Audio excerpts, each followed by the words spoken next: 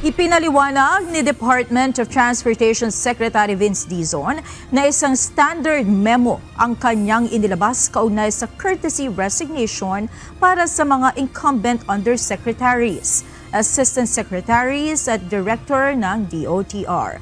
Ayon sa kalihim, sa ngayon ay mayroon ng nasa 7 mga pangalan ang kanyang naisumite sa Malacanang na papalit sa ilang mga opisyal ng DOTR na kasamang nag-resign ng dating DOTR Secretary na si Jaime Bautista.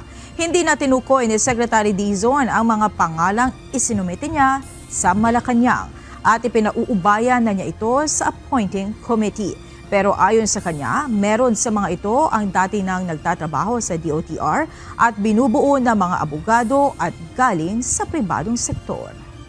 Confirm and verify that that's a memo. It is a standard memo when there is a change in leadership, no, in government, where we ask for courtesy resignations of, in this case, ASECs, USECs, and directors. But first of all, I want to clarify, this is only for the Department of Transportation Central Office. Merong mga nagtrabaho na sa DOTR in the past, yes. Meron ding mga fresh at bagong-bago.